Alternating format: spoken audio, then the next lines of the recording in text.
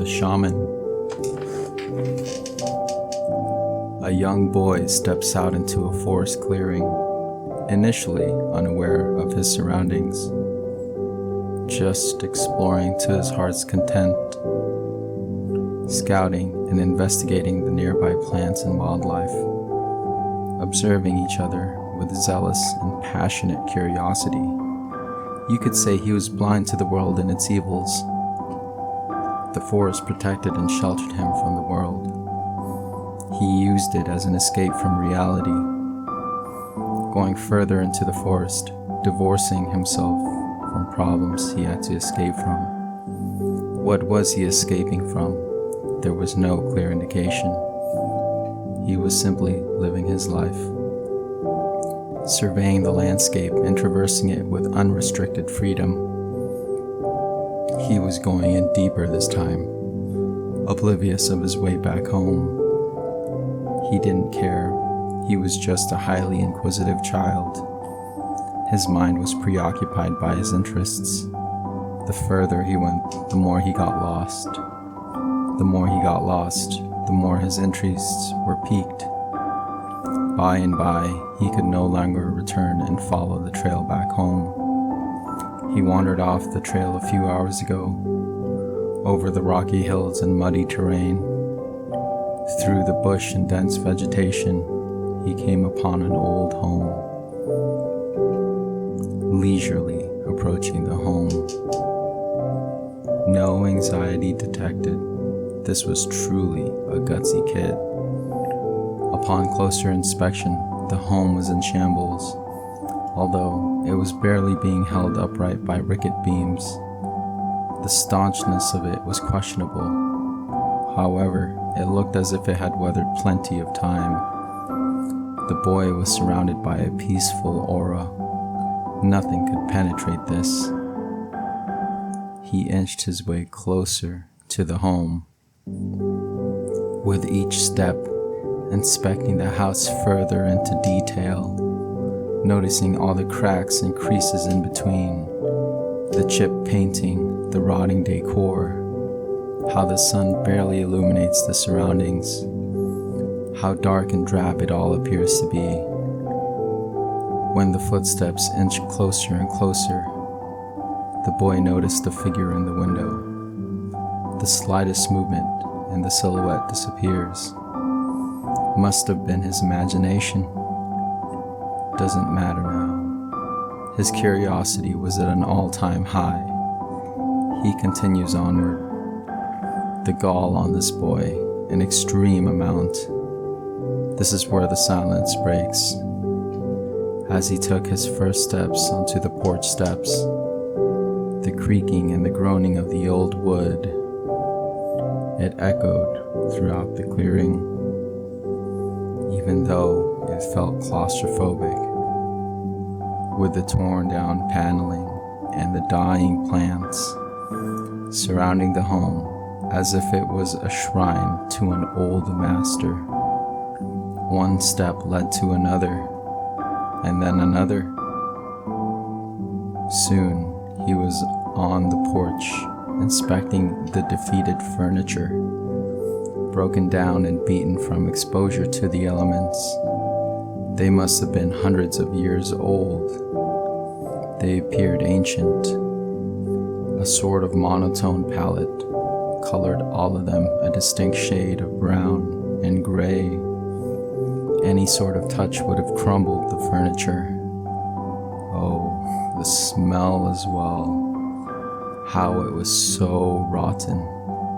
The stench of it filling the boy's nose. It was incredible that he hasn't passed out yet. Although a hearty nature about him, this was one thing he couldn't overlook. It was as if the smell of decay was in the air.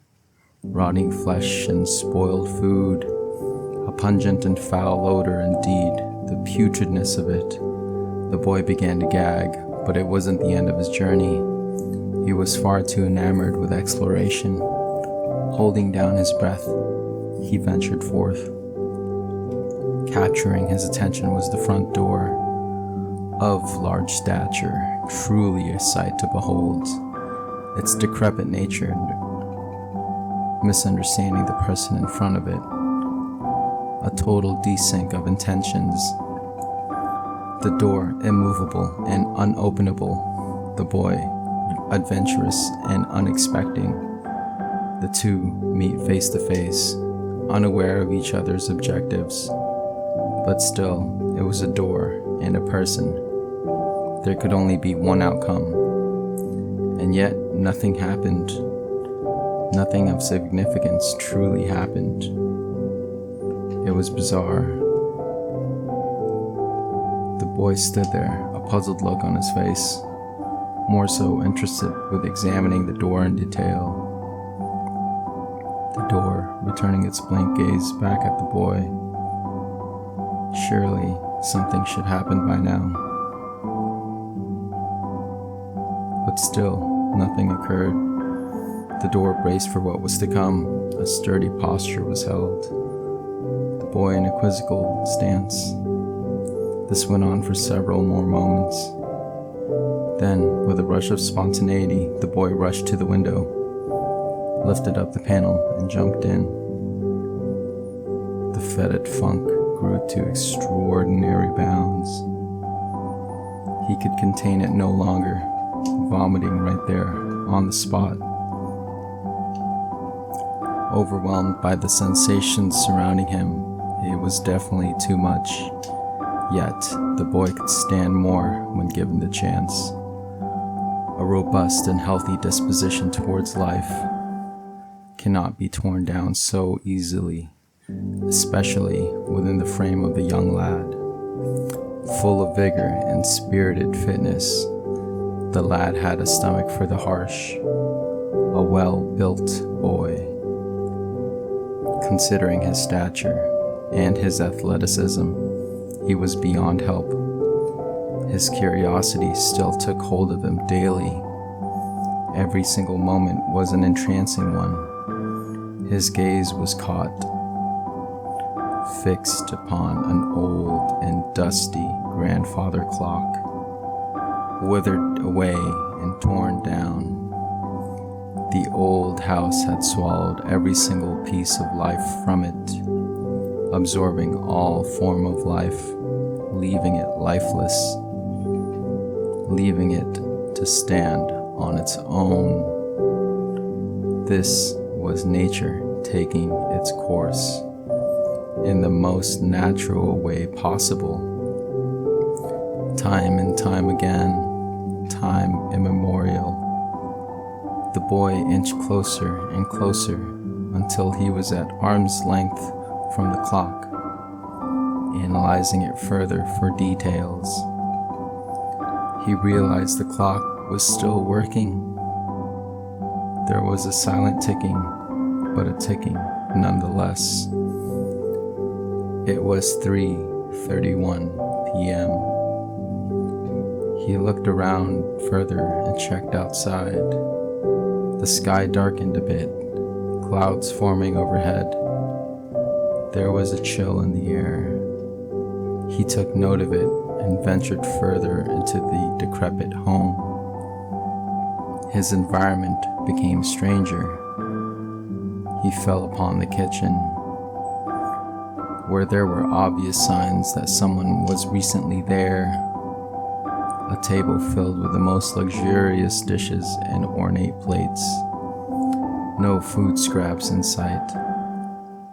A plainly but delicately adorned table, with the silverware brilliantly shining on top, well placed and laid down with intelligent manners. The table, although foreign from its environment, was a spectacle to behold, ornately designed and with matching chairs. A truly incredible sight. The smell of food hit the boy like a wall. Delicious scents have snuck into his system. His senses have completely turned around from being so distraught with displeasure to being enticed with an inviting meal. In front of him, as a centerpiece, a turkey prepared so carefully. Candles on stands, surrounded by food. Slices of exotic fruits on different plates. Bowls full of delicious-looking soups. A variety of fish scattered throughout. A couple loaves of freshly baked bread on finely tuned plates. A large selection of desserts adorned the table. An otherworldly gasp interrupted his thoughts. Behind him, an old man appeared.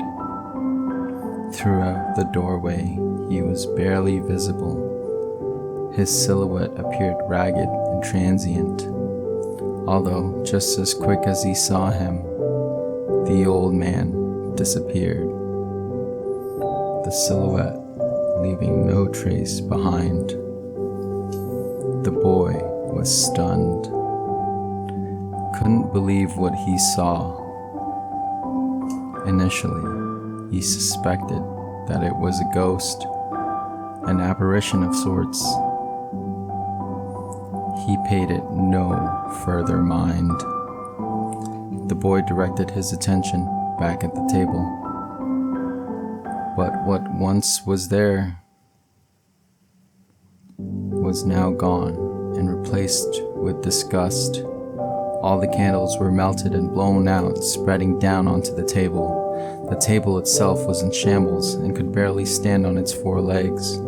The food was rotting and molded over. The turkey was half-eaten and picked at by rodents. The fruit had decayed further and surrounded by puddles of waste. Decomposing desserts had putrefied. The bread had mold growing on it. The plates were broken and destroyed. Fish had perished far beyond what was possible. Rot, stench, and putrid scents filled the room. He was curious and questioned his sanity. This was truly reality. He was definitely in a home. There was no illusion. A mirage of sorts had occurred. Maybe it was a trick or scheme. His eyes scanned further. Then another gasp, but this time from the boy.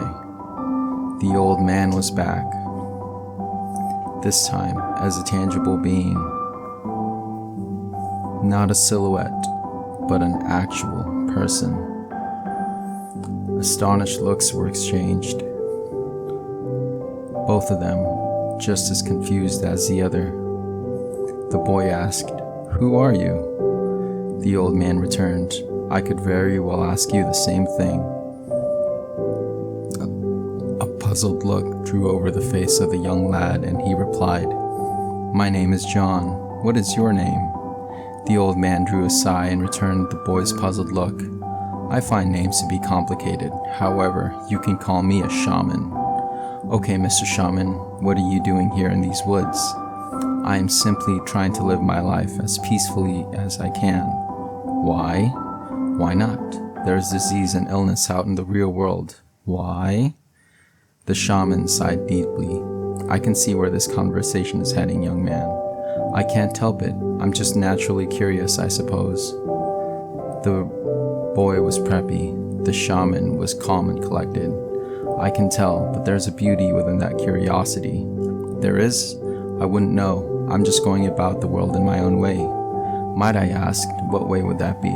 "My way, of course, and it will always be like that." My, you've a lot to learn about the world, young one." John clenched up and clasped his hands together. "Why do you say this, Mr. Shaman? Life treats us all the same now, doesn't it?" "I don't think so, at least not that I know of. You'll see the older you get." "Is that why you live here?" "I chose to live here. There's a difference." "I don't follow." The shaman carefully pulled out a chair and sat right on it. He invited John to join him. "I enjoy the questions, but you need to do far more than just ask." "What do you mean?" "This life will reward you or punish you." "It's not that simple, is it?" "It truly isn't, but I live by that philosophy. The world is full of color and life." "Why, yes, it is, but some things are gray." The young John sat perplexed by these words. Gray is boring. Why not see the world for how it truly is?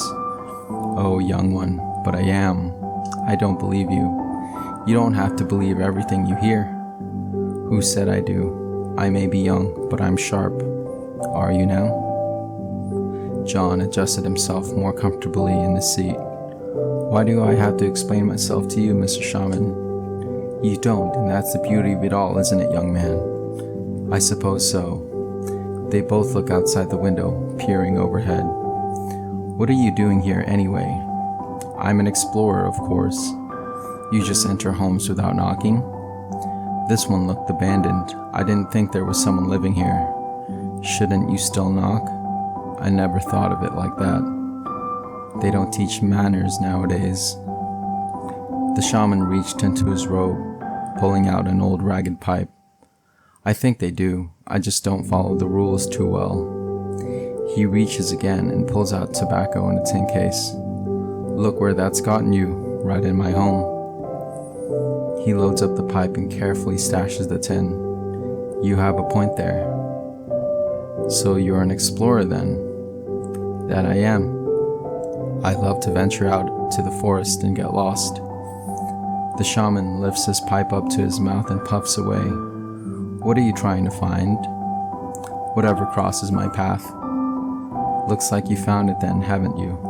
Mr. Shaman, I found nothing except you in this home. That's what you were looking for then all along, haven't you? I don't follow. Put simply, you've been brought here by forces that you cannot perceive. What's your point? The shaman takes one big puff and continues on. My boy, this is your destiny. That's a whole bunch of baloney, if you say so. There's nothing here for me. I'm just exploring. But have you asked yourself what you're truly looking for? No, I suppose I haven't. That's why you're here. What do you mean by that? I suppose we all are looking for something in this life, isn't it? I just found a house, and you. Are you sure that's all you found? There was a brief silence, followed by John's input. I think so. Should I have found more? Did you even bother looking for more? No. Then I suppose that's the end of your exploration, right? Not exactly. I'm still adventuring. Until you find what exactly? We're going in circles, Mr. Shaman. You suppose too many things, young one. What exactly do you mean by that? I can't think for you. So think hard about what you're trying to look for. As in? Why do you come into the forest every now and then? For adventure, of course. Beyond that, what else lies beyond adventure? I'm not sure. Perhaps there is something you're trying to escape from. I never thought of it like that. What exactly are you trying to flee? There was another brief pause, and this time it lasted much longer than the last. I'm running away from my problems. See? I knew there was something else. How did you know? Young John, it's quite obvious, isn't it? That I'm running away from my problems? Outside, the sky darkened even more so. Well, we're all trying to run away from something, sometimes. What are you trying to run away from? I ran plenty in my lifetime. My old bones could fathom no more exercise. The old man chuckled to himself and continued on. We all seemingly run away from problems at some point in our lives. But why? It's simple, really. We all desire peace at the end of the day. Are you saying you found peace? Oh heavens, not at all. Not yet, at least. Is that why you live here? I am merely passing through. I've no reason to stay here much longer. Then why stay in a place like this? It's far from disease and illness. Is that so? Why, young John, you've much to learn about the ways of the world now. Don't patronize me, old man. I'm not. I'm simply pointing out what I have observed. Another pause, and then John interrupts the silence. Do I seem ignorant to you? What about the ignorance is forthcoming? Nothing, The old man interrupts John. Life isn't so simple, if one were to see it that way. What about life isn't simple? I'm out and about, exploring and enjoying my time. You see, that's a decision you've come to make. What about you? I make decisions too, although just different ones. Are they really that different? Yes, can't you see? No, I really can't. Well, what's all the fuss about? Nothing, I'm just curious, remember? Yes, I do remember, although too much curiosity isn't always a great thing. What makes you say this, Mr. Shaman? I just know. What else do you know? Nothing. I truly don't know much else. John adjusted himself out of the seat and stood up. Well then, can I explore the rest of the home? There was a brief pause, then hesitation before responding. Yes, you may. Come along with me. I don't believe it to be necessary. It's not like we are going to do anything else. Show me around, please. Again, more hesitation before continuing. Sure, but my old bones are sore and brittle. I cannot move around too much. Then we will go at your pace. Let's go. Wait 1 second, young boy. Let me tidy up. The shaman twists his fingers together, closes his eyes, and puffs out a large volume of smoke. Within moments, the whole home transformed. The decrepitness of it all instantly vanished and was replaced with luxury. Slowly, both leave the kitchen to explore the rest of the home. Out of the kitchen and into the foyer leading to their living room, they ventured forth. As young John explored further, the old shaman observed with increasing scrutinization the mixed metals, polished and shining brightly, adorning furniture pieces left and right. It was truly a sight to behold, something straight out of a painting, each chair as comfortable looking as they presented themselves. John took a seat and was bewildered by the amount of opulence and richness. They both peered out into the porch, noticing the plants, how they swayed with the wind, moving and going, coming to and fro, how each of the plants' leaves danced with the wind and each other, seeing how the leaves are attached to the stems attached to the trunk firmly planted into the soil, the clouds slowly moving across the sky.